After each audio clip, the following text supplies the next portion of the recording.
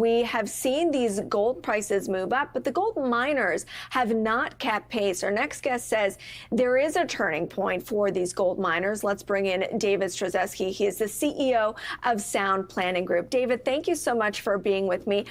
I do want to talk about the miners, but first let's just talk about the steady advance for gold. It's happened even as the U.S. dollar has kind of held in. What do you attribute as the reason that we're seeing such recent strength in gold? Well, great to be with you here, Amber. The recent strength in gold has not been because a bunch of portfolio managers doing 60-40 have been allocating even 1% to gold. In fact, quite the opposite, zero.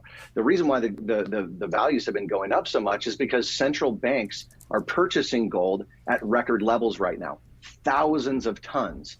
And so China, being the largest purchaser of these particular metals, has really been leading that. And I think that that's been kind of a safe haven play for them as their currency has been devalued, their stock market's been devalued, their real estate market is in big crisis times right now. And so, they're kind of loading up for this idea of BRICS pay, which people can Google for themselves and look into. But ultimately, we're seeing record highs right now in gold. But ultimately, I think silver is going to finish the year a lot higher.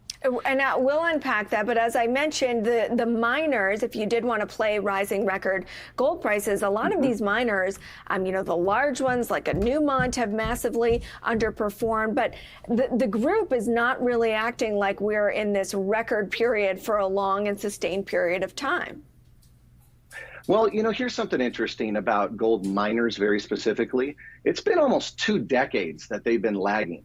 And so, tech has risen. We've had the biggest bull market in the world. It has not been gold's time to shine, pardon the pun.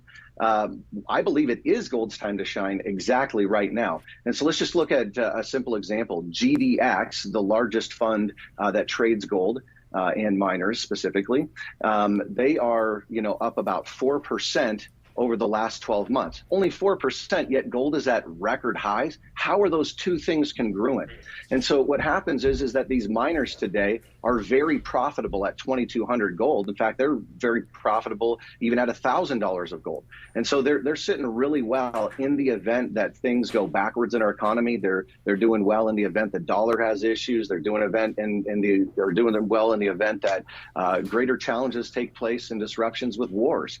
I think that these miners today, because they produce something, are going to be revalued. And I believe the second half of this year is going to be truly the miners as the leaders here. And you mentioned that that might also shine quite nicely if you like the silver market. Yeah, so if we look at the gold to silver ratio, it's 89-1 this morning, and so trade 89 ounces of silver. That's a big stack for one individual ounce of gold. I mean, if we just understand the basic supply and demand on how much silver is produced relative to gold, that's actually a 9-1 ratio. So how did we get to 89-1? They've been depressing the price of silver. And so silver, gold will lead, but silver is going to follow, and it's going to go quick. And in my opinion, it'll probably double here before the year ends. So I'm looking for 100% price appreciation on silver.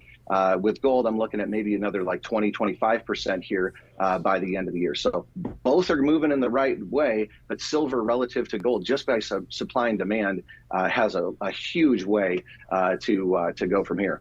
Dave.